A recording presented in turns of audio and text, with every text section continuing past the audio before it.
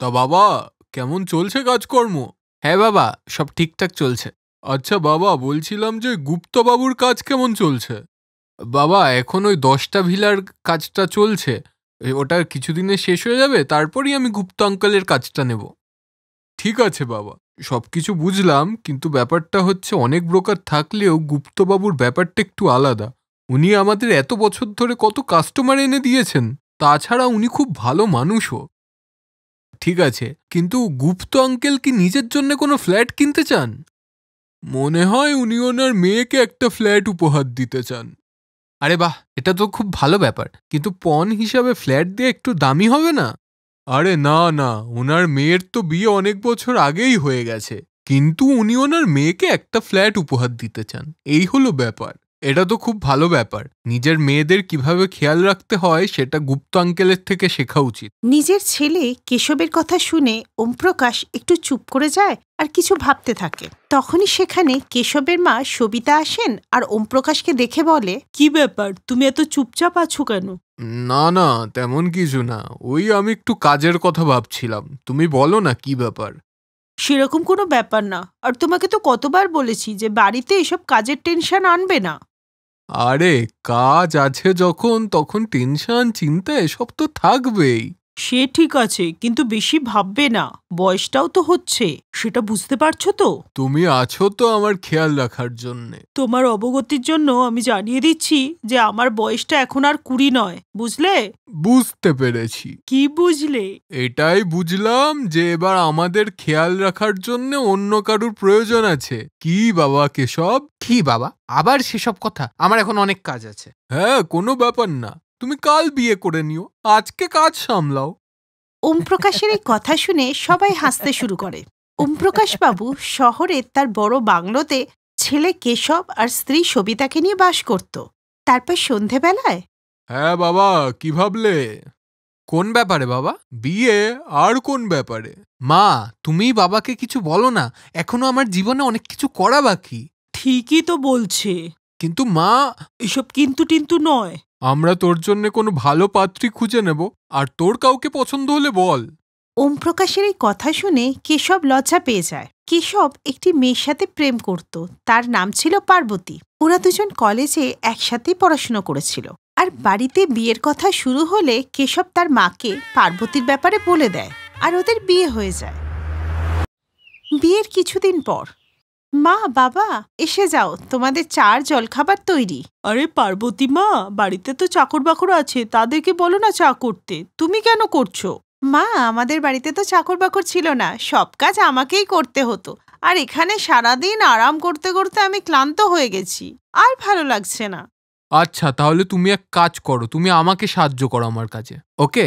Thanks god, একটা তো কাজ পেলাম। ওই দিনের পর থেকে পার্বতী কেশবের কাজে সাহায্য করতে থাকে।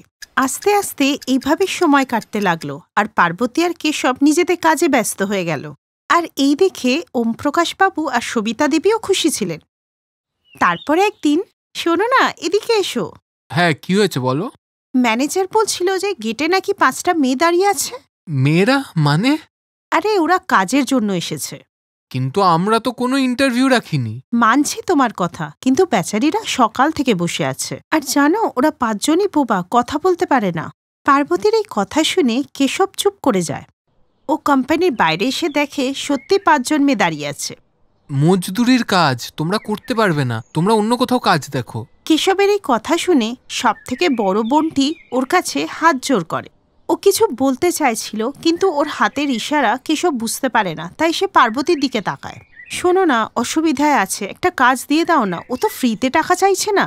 আর এই 5জন তো কথাও বলতে পারে না, এই জন্যে হয়তো কেউ এদেরকে কাজ দিচ্ছে না।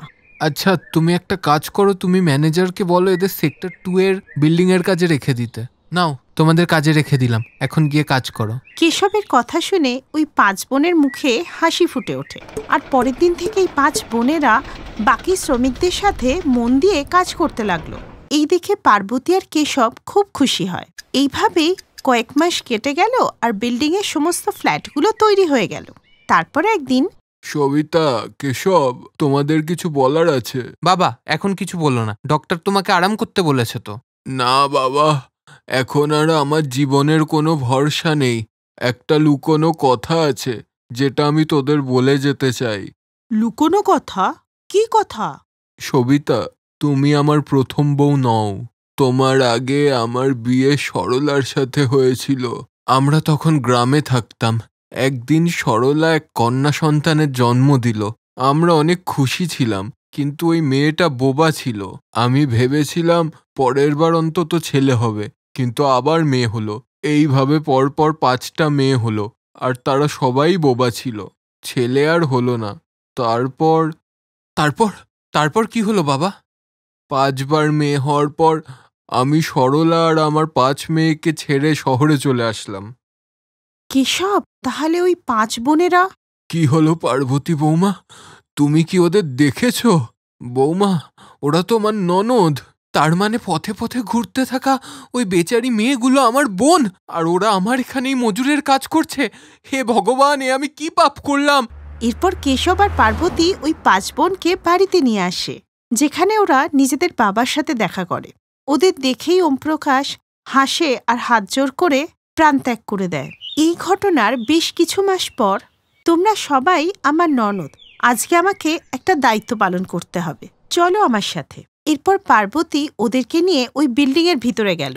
আজ থেকে এই ফ্ল্যাটগুলো তোমাদের, এখন থেকে এটাই তোমাদের নতুন বাড়ি, আর আমি রোজই আমার ননদের সাথে দেখা করতে আসব। ওই 5 বোন খুব খুশি হয়। আজকে ওরা ওই ফ্ল্যাটে গৃহপ্রবেশ করলো, যে ফ্ল্যাটটা তৈরি করতে ওরা একদিন শ্রমিকের কাজ করেছিল। এরপর সবিতা দেবীও ওমপ্রকাশের এই ভুলটাকে মাপ করে দেয়, আর সবাই মিলে হাসি খুশিভাবে থাকতে লাগে।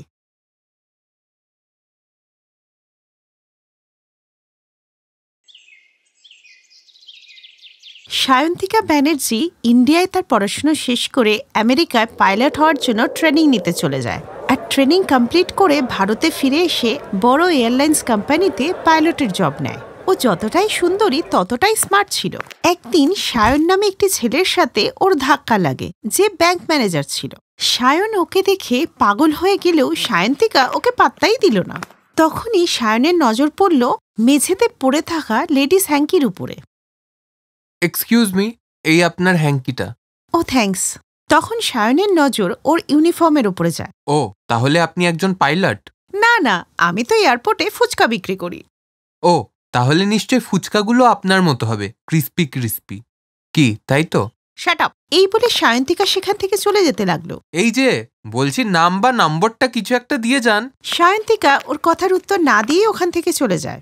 তখনই রেশমি নামের একটি মেয়ে ওর কাছে আসে। এই যে হ্যান্ডসাম, আমি ওই মেয়েটার বান্ধবী। তুমি যদি চাও ওর নাম আর নাম্বার আমি সবই তোমাকে দিতে পারি। হ্যাঁ অবশ্যই, শুভ কাজে দেরি কেন? রেশমি ওর নাম আর নাম্বার দুটোই বলে দেয়, কিন্তু খেয়াল রাখবে আমি যে নাম্বারটা দিয়েছি ও জানতে না পারে। হ্যাঁ হ্যাঁ, চিন্তা নেই আমার প্রিয় শালি, আর নম্বরটার জন্য থ্যাঙ্কস। আর হ্যাঁ, চিন্তা নেই, জুতো লোকানোর জন্য বিয়েতে তোমাকে 11,000 টাকা দেবো। এই শুনে রেশমি জোরে জোরে হাসতে লাগলো। সায়ন ওখান থেকে নাম্বার নিয়ে চলে যায়, আর পরের দিন প্রথমে মেসেজ করে আর পরে ফোন কল করে। প্রথমে সায়ন্তিকা ওকে পাত্তা না দিলেও পরে আস্তে আস্তে ওদের মধ্যে বন্ধুত্ব হয়ে যায়, আর তারপরে ভালোবাসা, আর শেষে বিয়ের পিঁড়িতে পৌঁছেই গেল। আর এরপর সায়ন্তিকা বিয়ে করে অমৃতসরের গ্রামে বউ হয়ে চলে আসে। কিন্তু যেখানে সায়ন্তিকা আকাশে উঠত, সেখানে ওর শ্বশুরবাড়ির লোকেরা জমিতে থাকত। মানে ওর শ্বশুরবাড়ি খুবই সাধারণ ছিল। গায়ত্রী, শুনলাম যে তোর বউ নাকি প্লেন ওড়ায়। তা নয় তো কি, আমাদের গ্রামের বউর মতো নাকি যে সাইকেলও চালাতে পারে না? আমার বউ তো সোজা প্লেন ওড়ায়, মাটির সাথে তোর কোনো কথাই নেই।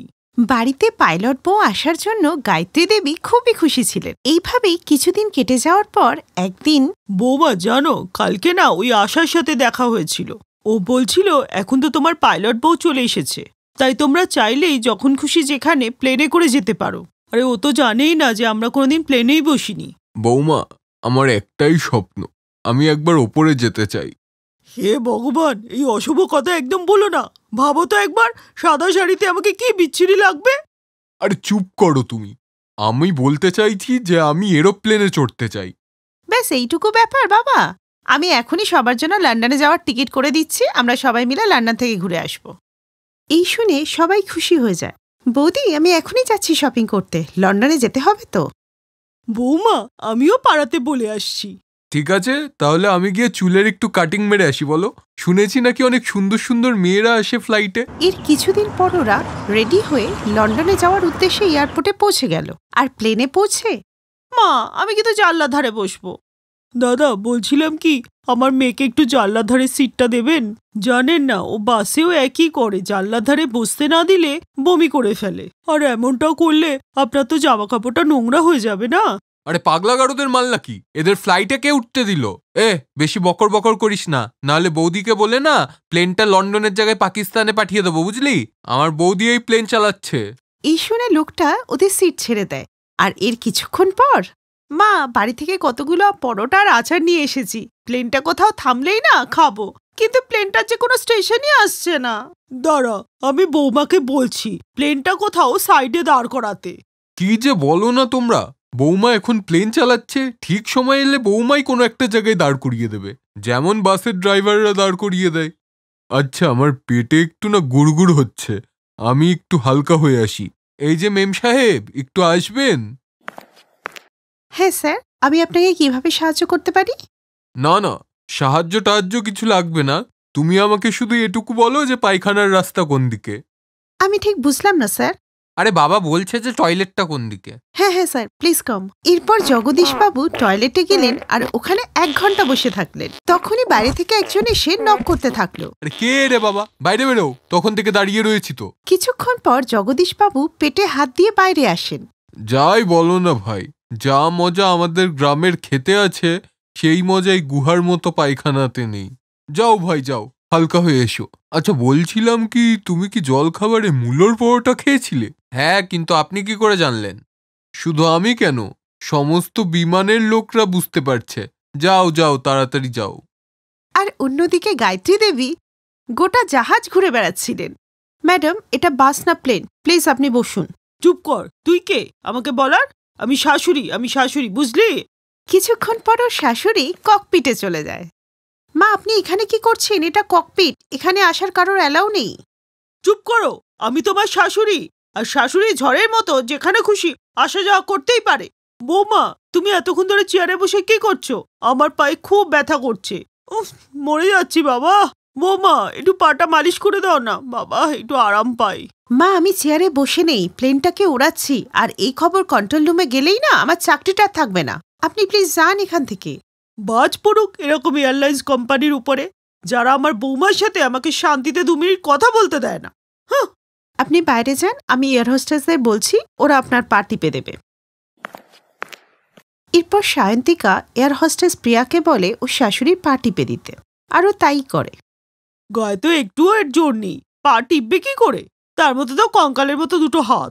তুমি কি কিছু খাও না নাকি? নিধিমা, এই ঘিয়ের ডিব্বাটা বার করতো, একটু ঘিটি খেলে না মোটা হবে। না না আন্টি, আমাদের ফিট থাকতে হয়, এটা আমাদের জবেরই পার্ট। চুলোয় যাক ওরকম জব। আচ্ছা, এবার একটু বেশি জোর দিয়ে না পাটা টেপো বলছি। মা, এই মেয়েটাকে তোমার ছোট বউ করবে, দেখো কিভাবে তোমার সেবা যত্ন করছে। এই মেয়ে আমার ছেলে না যেমন তেমন না, অমৃতসরে ওর গেঞ্জি জাঙ্গিয়ার বিজনেস আছে, বিয়ে করবে নাকি? এই কার্টুনটা যদি পৃথিবীর সর্বশেষ ছেলে হয়, তাহলেও আমি একে বিয়ে করব না। হেয়ার স্টাইল করে নিজেকে শাহরুখ ভাবছে, একে বিয়ে করার থেকে তো ভালো আমি প্লেন থেকে ঝাঁপ মারবো। এরপর প্রিয়া কিছুক্ষণ পা টিপে মুখ বাঁকিয়ে ওখান থেকে চলে যায়। সত্যি বলছি রে রাখি, যদি এরা সায়ন্তিকা ম্যামের শ্বশুরবাড়ির লোক না হতো, তাহলে প্লেন থেকে ধাক্কা দিয়ে ফেলে দিতাম। মাথা খারাপ করে রেখে দিয়েছে। আচ্ছা, এবার শান্ত হ। তখনই হঠাৎ বাইরের ওয়েদার খারাপ হলে প্লেনটা কাঁপতে লাগে, আর এইসব দেখে শাশুড়ি মা ভয় পায় আর ছুটে আবার ককপিটে যায়। মরে গেলাম বৌমা, এ তুমি কি করে প্লেন ওড়াচ্ছ? ও বাবা গো! মা, আপনি আবার এখানে? আপনি এখান থেকে যান প্লিজ, এমনিই তো ওয়েদার খারাপ, আমাকে প্লেন ওড়াতে দিন, নাহলে কিছু একটা হয়ে যাবে। বৌমা, আমি এখন মরতে চাই না, আমি তো নাতিপুতির মুখও দেখিনি। বাঁচাও বৌমা, বাঁচাও আমাদের। খারাপ ওয়েদারের জন্য প্লেন নিজের ব্যালেন্স হারিয়ে ফেলেছিল, তাই সবাই ভয় পেয়ে হইচই করছিল। Hello hello control room, we need an emergency landing due to technical issues, please. Control room থেকে পারমিশন পেলে সায়ন্তিকা কাছের এয়ারপোর্টে প্লেনটাকে ল্যান্ড করে দেয়। সে সবকিছু সুন্দরভাবে সামলে নিলে কিছুক্ষণ পরে অ্যানাউন্স হয়, এবার সবকিছু নিয়ন্ত্রণে আছে আর আমরা সঠিকভাবেই ল্যান্ড করলাম। এই শুনে সব যাত্রীরা খুশি হয়ে যায়। আর গায়ত্রী দেবী এবার বুঝতে পারেন যে ওর বৌমা চেয়ারে শুধু বসে থাকে না, বরং প্লেন উড়ানোর সময় কয়েক হাজার যাত্রীর প্রাণের দায়িত্ব ওর বৌমার হাতেই থাকে। আমায় ক্ষমা করে দাও বৌমা, সত্যি তুমি খুব সাহসী। এরপর টেকনিক্যাল ইস্যু ঠিক হয়ে গেলে ওরা আবার যাত্রা করে, আর কয়েক ঘন্টা যাত্রার পর ওরা লন্ডনে পৌঁছে যায়। আর সেখানে একটা ভালো হোটেলে ওরা থাকে। কিছুদিন পর সায়নও নিজের অফিসের কাজ সেরে লন্ডনে পৌঁছে যায়, আর সবাই মিলে লন্ডন ঘুরতে থাকে। Best buddies. হ্যালো ফ্রেন্ডস, এই ভিডিওটা দেখার জন্য ধন্যবাদ। যদি এই ভিডিওটা তোমাদের ভালো লেগে থাকে তাহলে প্লিজ লাইক, সাবস্ক্রাইব আর কমেন্ট অবশ্যই করবে এই ভিডিওতে। আর হ্যাঁ, শেয়ার করতে ভুলো না কিন্তু। আরো অনেক মজাদার ভিডিও দেখার জন্য নিচে দেওয়া এই বেল আইকনটাকে প্রেস করো। দেখতে থাকো বেস্ট বাডিজ।